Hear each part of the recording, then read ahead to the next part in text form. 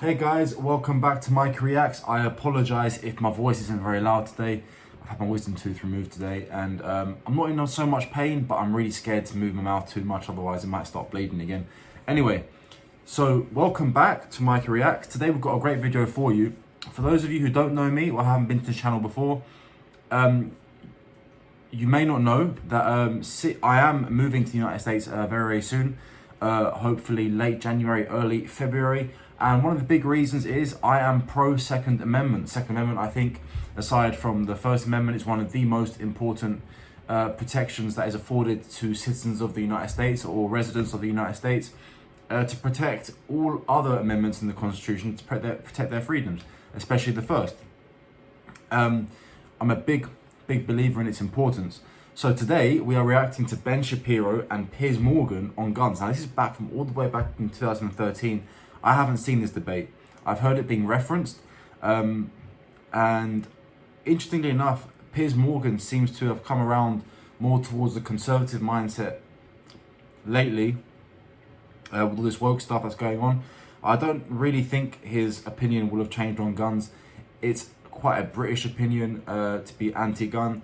And that's not really my opinion. But let's get to this and let's see. But I'm going to assume Ben Shapiro destroys him, because he's Ben Shapiro and he knows what he's talking about. He knows, he really is fantastic. I think he's great. So let's see what he's got to say on guns. Guys, before we do get there, don't forget to like this video and subscribe to the channel if you enjoy this content. I've also started a new video that's documenting my move step by step from the UK to the United States. I will do videos of my day-to-day when we move over, but before then I will do videos about the steps that we have taken and how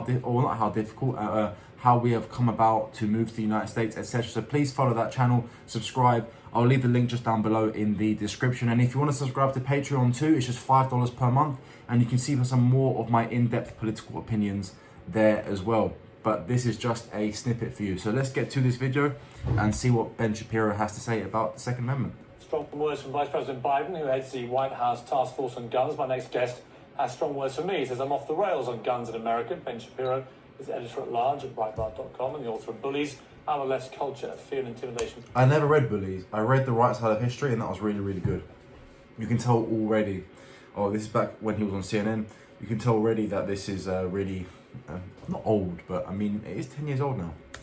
This is American. So why am I off the rails, Mr. Shapiro? Honestly, Piers, you've kind of been a bully on this issue, because what you do, and I've seen it repeatedly on your show, I watch your show, and I've seen it repeatedly, what you tend to do is you tend to demonize people who differ from you politically by standing on the graves of the children of Sandy Hook, saying they don't seem to care enough about the dead kids. If they cared more about the dead kids, they would agree with you on policy. I think we can have a rational political conversation about balancing rights and risks and reward. He's true. He brings emotion into these things, and a lot of people do the same thing. They bring emotion into the subject of firearms and the Second Amendment, and they say, listen, if you they say, you like the Second Amendment, you support the Second Amendment, therefore you don't care that people have died in a mass shooting. That's ridiculous. That's not what we believe at all. Of all of these different policies, but I don't think that what we need to do is demonize people on the other side as being unfeeling about what happened in Sandy Hook. How dare you accuse me of standing on the graves of children that died there? How dare you? I've seen you do it repeatedly, Piers. Like I say, how dare you? Well, I mean, you can keep saying that, but you've done it repeatedly. What you do, and I've seen you do it on the program, is you keep saying to folks that if they disagree with you politically, then somehow this is a violation of what happened in Sandy Hook. And you have yet... And this is actually the left's way of arguing with you.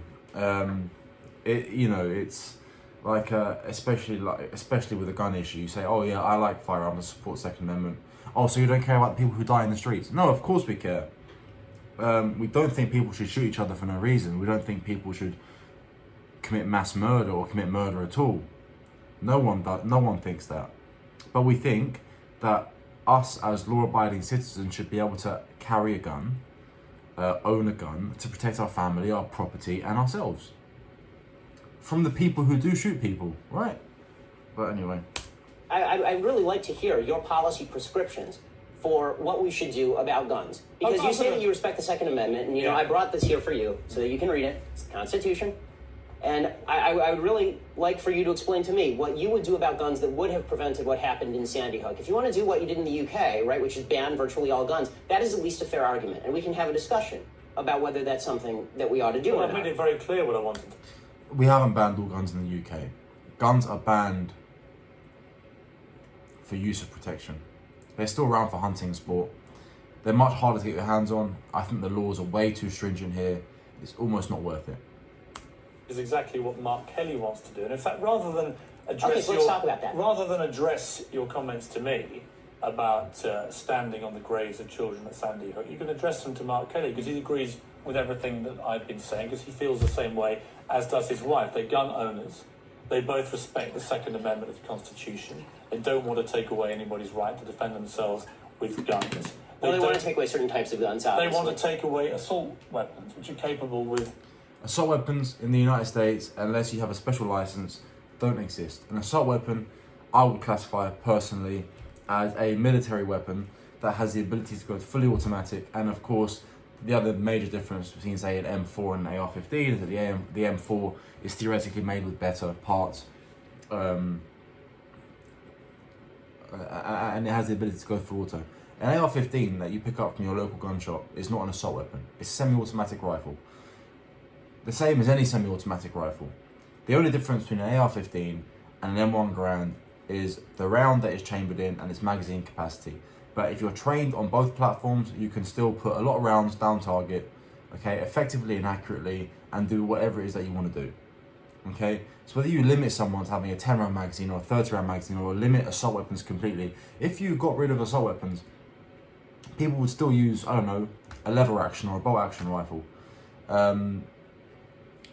And that's besides the point, because the majority of murders, the majority of crimes committed with firearms in the United States are committed with handguns, which aren't assault weapons. Handguns are actually designed as personal defense weapons or sidearms. They are not for assaulting. No one really assaults a building or in a combat situation with a sidearm unless you're really stuck for choice. Magazines that we saw at Aurora and Sandy Hook of unleashing a ridiculous amount of... Well, this is a question I wanted to ask you, Piers, because I've seen you talk about assault weapons a lot, and I've seen Mark Kelly talk about assault weapons. The vast majority of murders in this country that are committed with guns are not committed with assault weapons; they're committed with handguns. So, are you willing to? So he said exactly what I just said. He's totally right. And handguns in this country across the country. No, that's not what I'm asking for. Why not? Let me ask you. Don't you care about the kids who are being killed in Chicago as much as the kids in Sandy Hook? Yes, I do. Then why don't you care about Such a good banning point. handguns in Chicago? No, we'll come to that. Let me ask you this. What was the weapon used at Aurora in the movie theatre? It was an assault rifle, sure. Okay. What was the weapon used in the Oregon shopping mall? I believe it was an assault rifle, correct? Okay. What was the weapon used at Sandy Hook? It was an assault rifle. What was the weapon used at the incident around Christmas when the firemen were lured to their deaths, the New York State firemen? And bought illegally. That was an assault rifle. Right, so the last 4 Bought illegally. mass shootings in America were all the assault rifles. And the vast that is the majority. reason. Yeah, but he's focusing on mass shootings. Ben Shapiro is totally right on this one.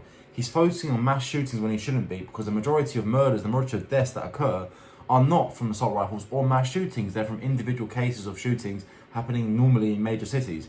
Chicago, New York, Los Angeles, San Francisco. Things are happening there with pistols, handguns, whatever you want to call them. And that's far more common and far more destructive, and they all tend to be purchased illegally. So it's nothing to do with legal firearm sales. These are being purchased illegally. They are unregistered firearms.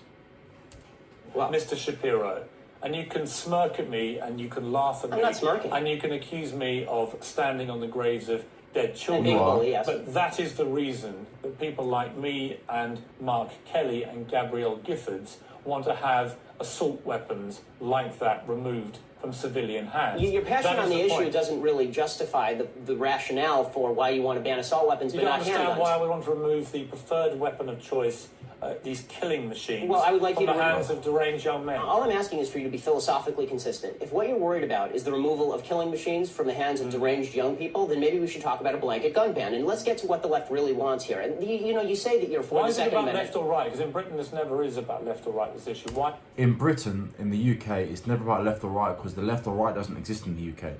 The Conservative Party stands just right of centre, economically, really, not socially, economically. And the Labour Party stands just left of centre economically, but socially they have the same values, they have the same beliefs. So these arguments don't happen in the UK because there's no real change of policy when you get different political parties. That's the truth. We see absolutely no change. You guys saw a change with Trump. You saw a change in policy. You see changes down in Florida with DeSantis. But that doesn't happen here. There's no real conservative mindset other than maybe the fiscal conservative, maybe slightly lower taxes. That never happens really. But socially and ideologically, both parties, I say, pretty much share or cross over quite a lot, which doesn't happen with Democrats and Republicans in the US.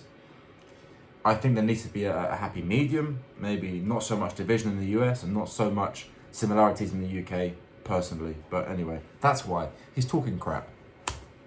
Well, we can talk about Britain in a second. I think the reason that it's about left and right here is because fundamentally, the right believes that the basis for the Second Amendment, and they believe in the Second Amendment, the basis for the Second Amendment is not really about self-defense and it's not about hunting. It is about resistance to government tyranny. That's what the founders said, and that's what the right believes in this country. Which tyranny are you fearing yourself? I fear the possibility of a tyranny rising in this country in the next 50 to 100 years. Let me tell you something, Piers. The fact that my grandparents and great-grandparents in Europe didn't fear that is why they are now ashes in Europe. So this kind of leftist revisionist history, where there's never any fear of democracy going usurpacious or tyrannical, is just that. It's fictitious. Just to clarify your position then, the answer to Sandy Hook, as it was to Aurora, as it was to Gabrielle Giffords, as it was to Columbine, Virginia Tech, is you do nothing. Is that your position? And that's not my position. What is your position? My position is that we have to calibrate laws that are designed to get guns out of the hands of bad people and keep guns in the hands of good people who want to buy them. That's such a valid argument from Ben, and such a poor argument. Two valid arguments from Ben, especially with regards to the government tyranny. Or the Second Amendment was for inside government tyranny. It wasn't for foreign invasion, nothing like that. It was to protect from a tyrannical government. And he's totally right. If the citizens of Germany would have been armed, or if the Jews of Germany would have been armed during the Second World War, would the same outcome have occurred? What Ben is suggesting is that possibly not. Look at Ukraine. The first thing that happened when Ukraine was invaded by Russia, what happened then? Firearms distributed to civilians. In the United States, you wouldn't have that problem in terms of a foreign invasion. There are more firearms in the United States than there are pretty much anywhere else. There's more firearms than humans. And like a very high up Japanese general said in the Second World War, I can't remember who he was. He said that a mainland invasion of the United States is impossible because there is a gun underneath each blade of grass. Of course, that's a metaphor, but it's almost true.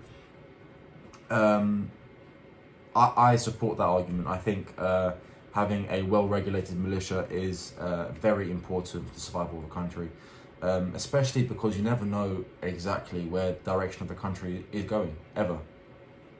Yeah, more guns versus less guns. How do you do that? Well, I think one of the ways that you do that is by better screening for mental illness. I think you do better background checks. Mm-hmm. Was Adam Lanza's mother a good person? I don't know whether she's a good person or a bad person. I know she's irresponsible with her guns. Has there been any evidence to suggest she was not a good person? No, but there's been significant evidence to criteria. Wait a minute. By your criteria of the good people should be allowed the guns and the bad people shouldn't, she would have been allowed the guns. She was an irresponsible person. She didn't keep her guns locked up, and that should be against the law. If you have a mentally ill person in your house, so then we're talking about laws that we can both agree on. I don't know why you're disagreeing with me on that. Perhaps that is a good solution. Maybe you need to undergo firearm responsibility checks if you have a diagnosed mentally ill person in your house, for example, right? That's a very good idea. I don't think for everyone, because that sort of borders on infringing on that Second Amendment a little bit. But where you know that there's someone mentally ill in your home, your firearms should be locked. That is, you have to be stupid not to think that, right? Was a bad person, does she? Well, no, it's not a matter of morally good. You set the criteria, good and bad. Well, so is she good or bad? You're right, Piers. I should have said responsible versus irresponsible. That's correct. Okay, so she goes from good to bad. No, she goes from responsible to irresponsible. Let's take a break. Let's come back and talk more about this because we don't agree. So that's done now. He's trying to bait him, and he did the same thing that's what he does as someone who interviews, and I think in some regard it's good because it brings out the truth from the other person to a certain extent, or their true beliefs. I'm talking about Piers Morgan here. But on the other hand, Ben is being very genuine. He's not being disingenuous. He's actually He's actually trying to put his point across quite validly. He's also very intelligent. You can see that from the conversation. And Piers is not getting the better of him there, because he's actually able to correct himself if he made a mistake in his words. And he's also able to bring his argument across. And I just want to say that his argument, for me, is near airtight. You know, we can talk all day about how to solve gun violence in the United States. And that's like asking, how do we solve knife violence in the UK? There is a stabbing probably every hour in London, or and probably every minute if you add it up in the UK, right? I would not be surprised. I will find the statistics and maybe put them in the comments. Let me see. But it doesn't mean we should ban kitchen knives. How can you ban kitchen knives? Right? You can't. I know you're going to draw the distinction between guns and knives. If guns were available in the UK, people would shoot each other. They're not. Knives are available. People stab each other. People historically will find a way to kill each other, no matter how it is. There'll be one day where they're hitting each other with sticks, and it'll still be effective to an extent, right? You know. So it's just, I think Ben's arguments are totally valid. He's saying exactly what you and I both know as people who support Second Amendment. I think he's great. I believe this interview made him famous. I think this probably sparked his career and his creation of the Daily Wire, which is actually something we have to be grateful for.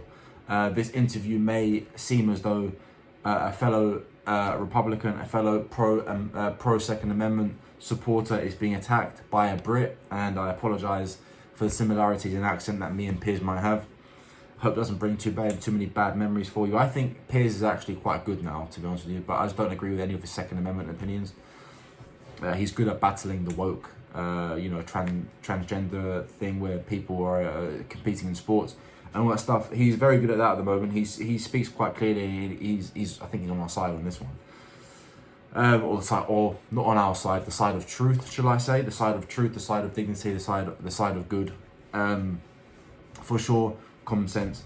But yes, so I believe this really helped propel Ben Shapiro into his career, further into his career in journalism, and then obviously with the creation of Daily Wire, with this $4 million loan that he got, and created this massive, amazing company that just does nothing but speak the truth. We have to be grateful for that. I think Ben's really, really good, to be honest with you. I know some people might not like him, but I think he's fantastic. Anyway, guys, that is it for today. It was only a 5-minute video I reacted to, but it seems I've talked for nearly 18 minutes. So thank you for putting up with me if you stuck out the whole time. You guys are absolutely great. Thank you very much. And I'll see you on the next one. Don't forget to like this video and subscribe to the channel if you enjoyed it. And also check out my new channel. You can follow my move and my fiance's move over to the United States. That should be happening early next year, and I'll give you step by step. I'll let you know exactly why we chose the United States, why we have such love for the country, and just the process of actually moving, because I don't know the process of what it would entail for a European, say, or someone from outside Europe to immigrate to the UK. I have no idea. Maybe you guys might not know what it takes to actually legally immigrate to the US, and it's actually a really difficult and complex process. So I'd love to speak to you guys about that if you guys were interested at all. So head over to that channel. I haven't made the first video yet, as of now, but I'm going to be filming it this evening as an introduction. So I hope to see you on that channel. And don't forget, check me out on Patreon. It's $5 per month. And if you want to see more in-depth thoughts and ideas, I've got about 60 videos on there already now. So check them out. They're in line with this, and they go more in depth, and we can have private and personal conversations through chat or through through Messenger. So that's amazing. So guys, thank you very much, and I hope to see you soon.